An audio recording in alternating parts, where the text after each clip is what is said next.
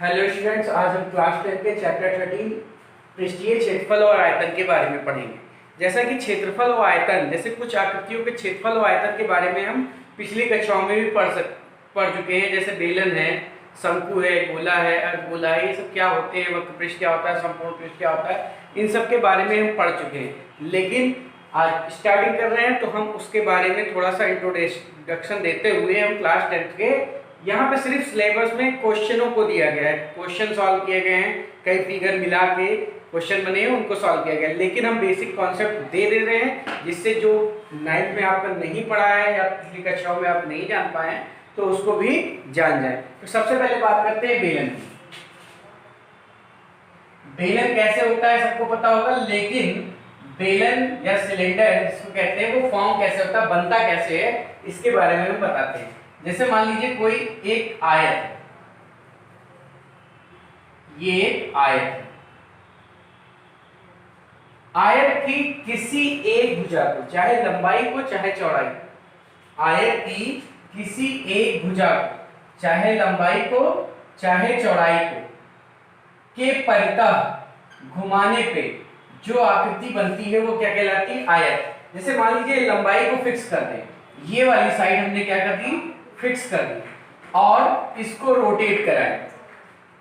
इस भुजा को हम फिक्स करके इसको रोटेट कराएं, तो जब रोटेट कराएंगे इस आकृति को, जब हम रोटेट कराएंगे तो कुछ इस तरह की आकृति है। जैसे ये चीज रोटेट होगी तो ये घूम के इधर आके फिर ये ऐसे घूम जाएगी, ठीक।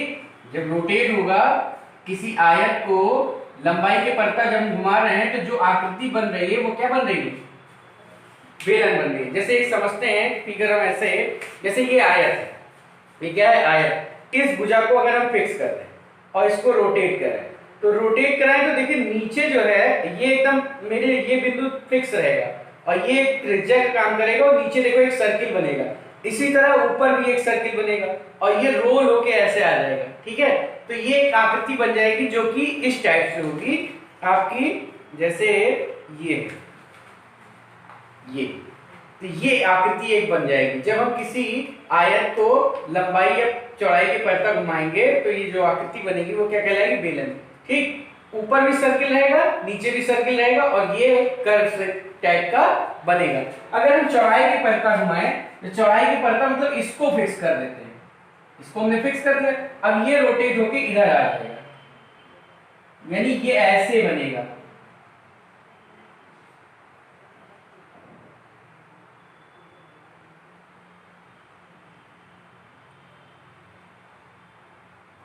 तो आयत को लंबाई या चौड़ाई के परितः घुमाने पे जो आकृति बनती है वो क्या कहलाती है, बेलन कहलाती है, ठीक।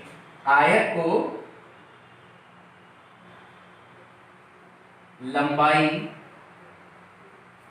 या चौड़ाई के परितः मतलब उसको फिक्स कर देंगे, उसके अलावा घुमाएंगे। आयत को लंबाई या चौड़ाई के परितः घुमाने पर जो आकृति प्राप्त होती है उसे बेलन कहते हैं, ठीक है। अब देखो जिसके परितः घुमाते हैं वो बेलन की ऊंचाई कहलाती है। जिस भुजा के परितः हम घुमा रहे हैं वो क्या कहलाएगी, बेलन की ऊंचाई। और आयत की जो दूसरी भुजा होगी वो आधार की त्रिज्या होगी। आयत की जो दूसरी भुजा होगी वो आधार की त्रिज्या होगी, ठीक। जिसके परितः घुमा रहे थे वो हो जाएगी ऊंचाई। अब इसमें इसके परितः घुमाए थे लंबाई के, इसमें चौड़ाई के परितः घुमाए थे तो ये ऊंचाई x हो जाएगी। और जो दूसरी साइड होगी, जैसे ये आयत था तो ये चौड़ाई थी, ये लंबाई आपकी r होगी और यहाँ पे चौड़ाई r होगी। तो जिसके परितः घुमाएंगे वो ऊंचाई हो जाएगी और जो दूसरी साइड होगी आयत की वो क्या हो जाएगी, आधार की त्रिज्या। अब हम बात करते हैं इनसे रिलेटेड फार्मूला, वक्र पृष्ठ क्या होता है, संपूर्ण पृष्ठ क्या होता है, आयतन क्या होता है, इन सब के बारे में बात करते हैं। तो पहले देखो ये आधार, जो आधार है वो क्या है, वृत्त ही तो है। आधार जो बनेगा वो क्या बनेगा, वृत्त बनेगा। जैसे ये एक तरह से बेलन ही है, ये क्या है, बेलन। तो आधार इसका क्या है, वृत्त। और आधार की त्रिज्या कितनी है, r। यहाँ पे वृत्त ये है, त्रिज्या क्या है, r। यहाँ वृत्त ये बन रहा है, त्रिज्या क्या है, r। तो अगर हम बेलन के आधार की बात करें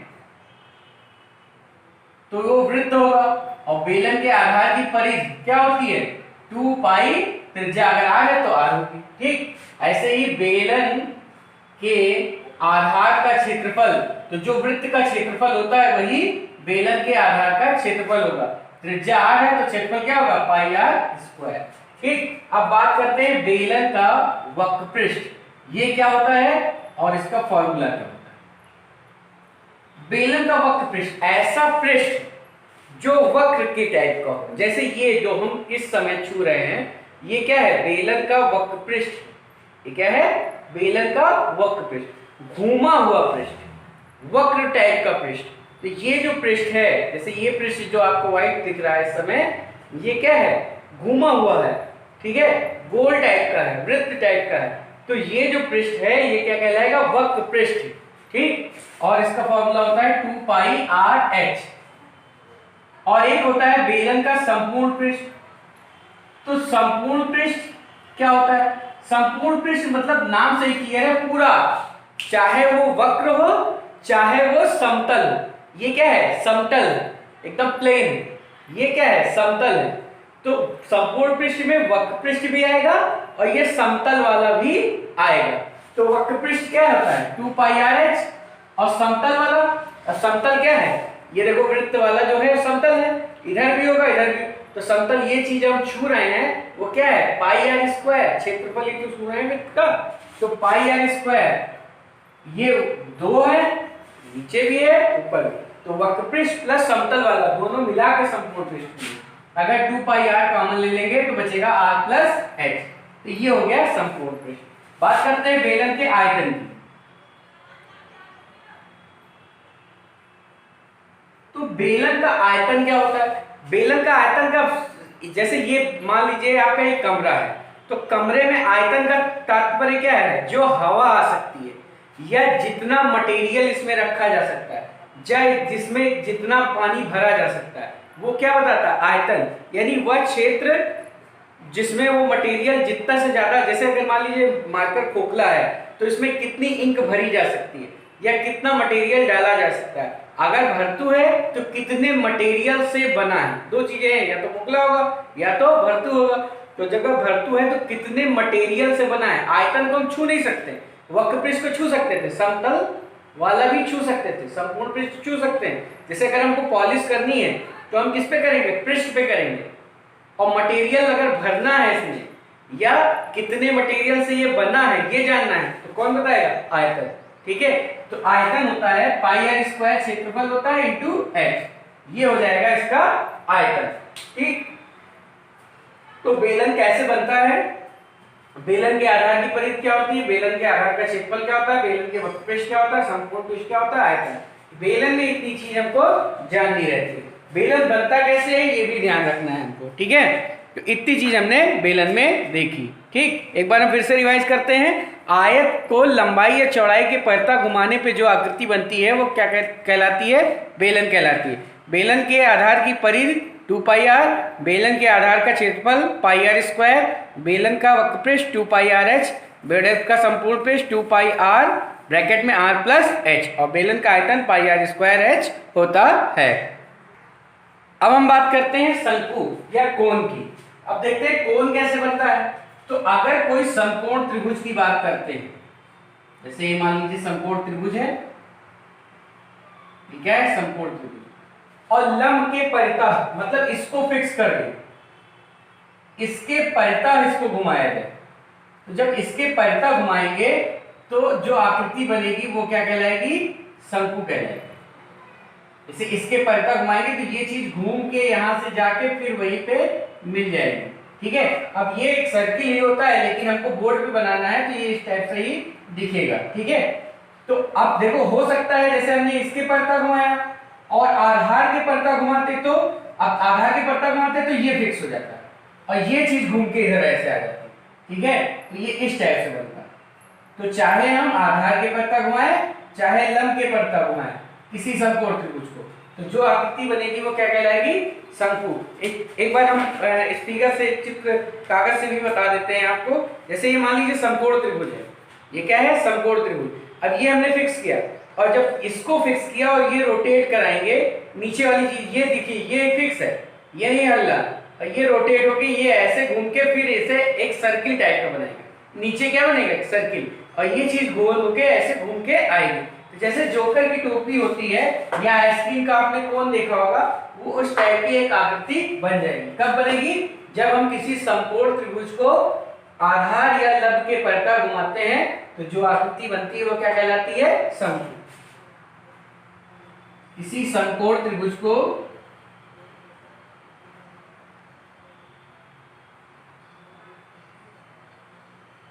लंब या आधार के परितः घुमाने पर जो आकृति प्राप्त होती है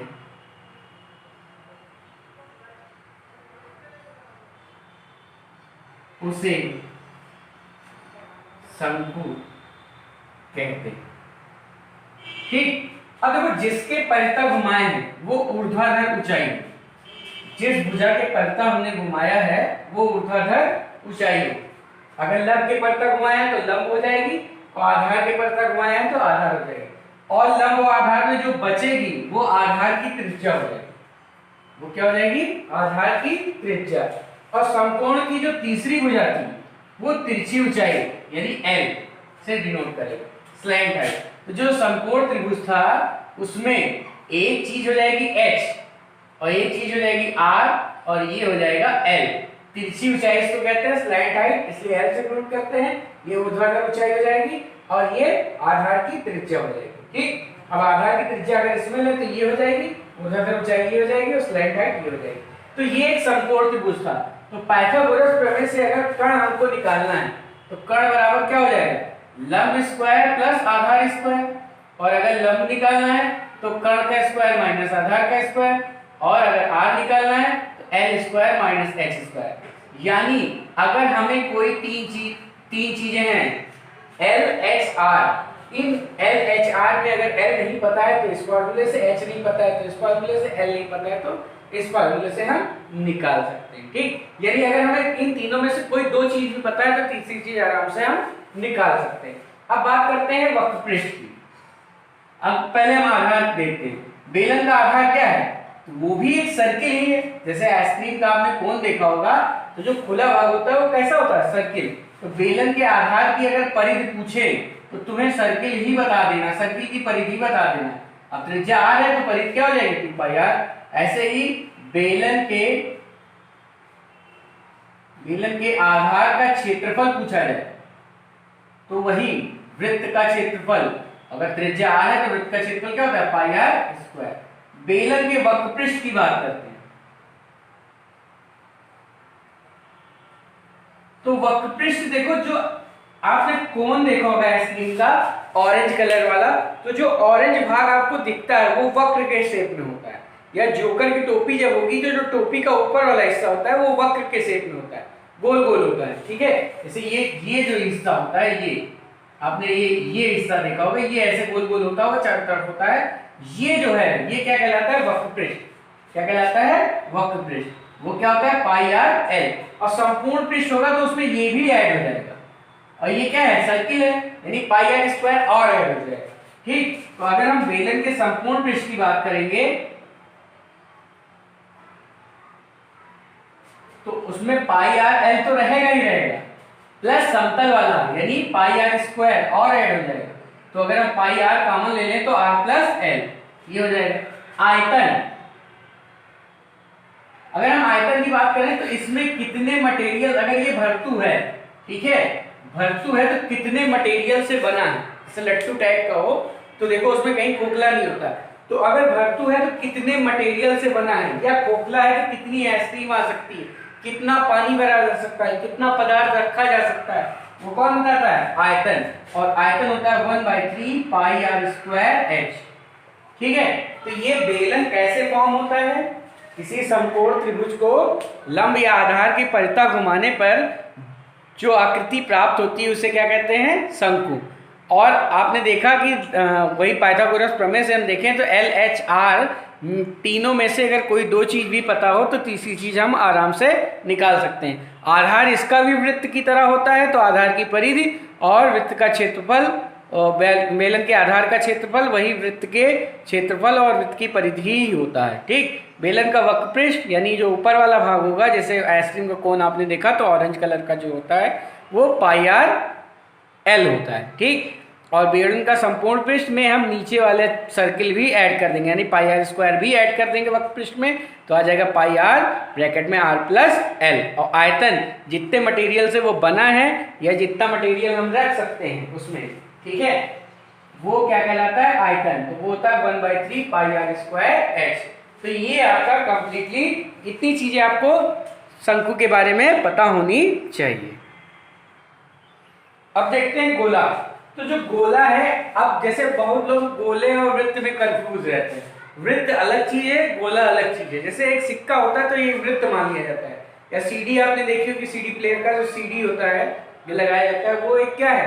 वृत्त की तरह ट्रीट करता है। गोला, गोला मतलब जैसे तरबूज आपने देखा होगा या बॉल, फुटबॉल देखी होगी, ये आपका क्या है? गोला है। अगर गोले को बीच से कट किया जाए तो हमें एक सर्किल ही मिलेगा। गोले को बीच से कट कर देंगे तो हमें क्या मिलेगा? सर्किल। जैसे अगर हम तरबूज को बीच से कट करते हैं तो देखो लाल लाल भाग जो है एक सर्किल के शेप का होता है। अगर पूरा गोल तरबूज है तो जब हम तरबूज को बीच से कट करेंगे तो जो लाल वाला पोर्शन मिलेगा वो आपको एक सर्किल की टाइप का मिलेगा। तो गोला वो है, ठीक है, ना कि सिक्का। सिक्का एक वृत्त की तरह ट्रीट करता है। जैसे कागज का हम एक राउंड अगर उस काट लें तो वो वृत्त होगा, क्योंकि उसमें ऊंचाई वगैरह का कोई कॉन्सेप्ट नहीं। तो अगर वृत्त गोले की त्रिज्या r है तो देखो वक्र पृष्ठ, इसमें जो जैसे तरबूज आपने देखा तो जो हरा वाला पोर्शन होता है वो छू सकते हैं, वही वक्र पृष्ठ है। और संपूर्ण पृष्ठ, क्योंकि समतल कुछ होता नहीं तो उसी को हम संपूर्ण पृष्ठ भी कह सकते हैं, और उसी को पृष्ठीय क्षेत्रफल भी कह सकते हैं।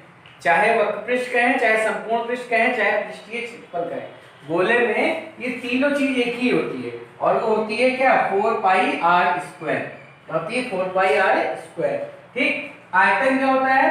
4/3 पाई आर क्यूब। आयतन का मतलब जैसे फुटबॉल है, अगर जैसे मान लीजिए गोले शेप में एक फुटबॉल है तो फुटबॉल में कितनी हवा आ सकती है, या तरबूज है तो तरबूज में हरा वाला उतार दिए तो जो अंदर कूदा है पूरा वो क्या है? आयतन ही।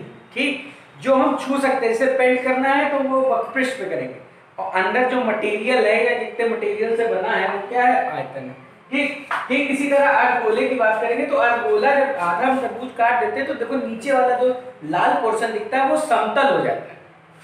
तो इसमें दो चीज होंगी, ये हरा वाला छिलका जो होगा ऊपर, जैसे ये चीज आपका किस तरह ट्रीट करेगा? ये उधर पूरा एकदम इससे टोपी होती है, तो ऐसे टोपी का जो ऊपर का हिस्सा है वो क्या कहलाएगा? वक्र पृष्ठ। और ये होता है पाई आर 2 पाई आर स्क्वायर। अब देखो ये समतल वाला हिस्सा है, ये कौन सा हिस्सा है? समतल वाला। इसको भी ऐड कर दें तो ये हो जाएगा संपूर्ण पृष्ठ। तो संपूर्ण पृष्ठ क्या हो जाएगा? वो तो होगा ही, साथ में पाई आर स्क्वायर और ऐड कर दें, यानी 3 पाई आर स्क्वायर। ठीक, आधार जो है इसका वो भी ऐड हो गया। ये समतल टाइप का था और ये वक्र टाइप का था। इसमें वक्र टाइप का, समतल टाइप का और पूरा सब एक ही था, क्योंकि समतल टाइप का इसमें नहीं था गोले में। ठीक, आयतन की बात करते हैं तो इसी का आधा ग्रस्त हो जाएगा।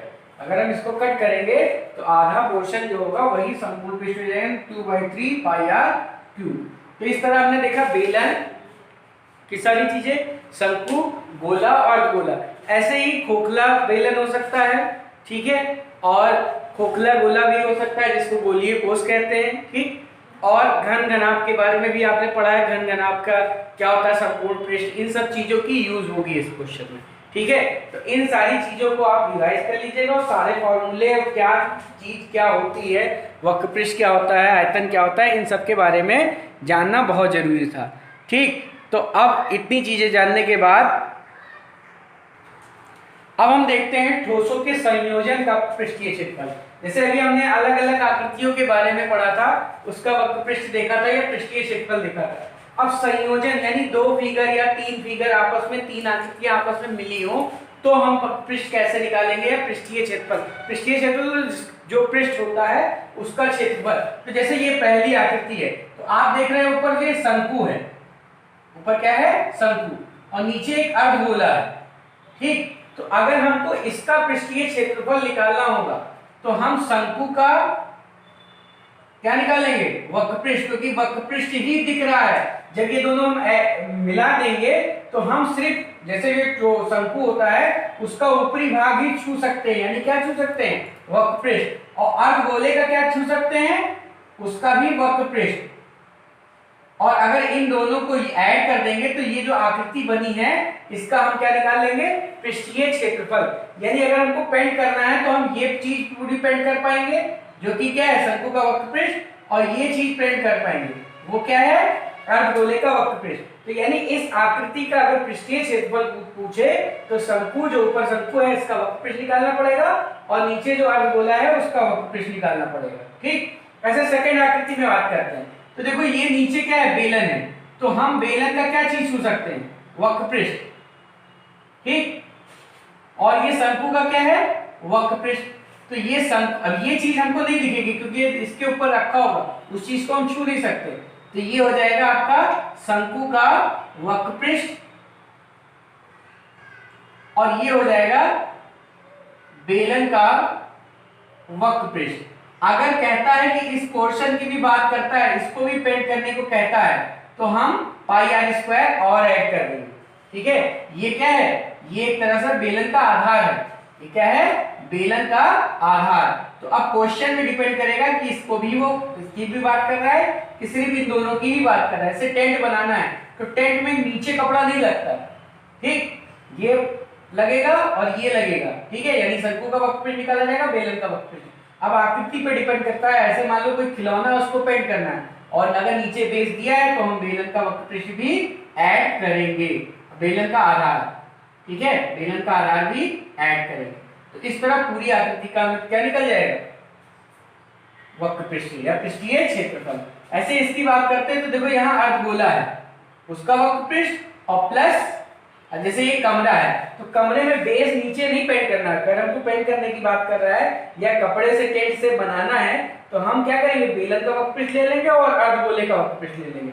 इन दोनों मिला के इस आकृति का क्या मिल जाएगा, पृष्ठीय क्षेत्रफल। ऐसे इसकी बात करते हैं तो यहाँ देखो ये क्या है, शंकु का वक्रपृष्ठ, ये क्या है, शंकु का वक्रपृष्ठ, और ये क्या है, बेलन का वक्रपृष्ठ। तो अगर इस आकृति का पृष्ठीय क्षेत्रफल निकालना है तो तीनों के वक्रपृष्ठों को हम ऐड कर देंगे।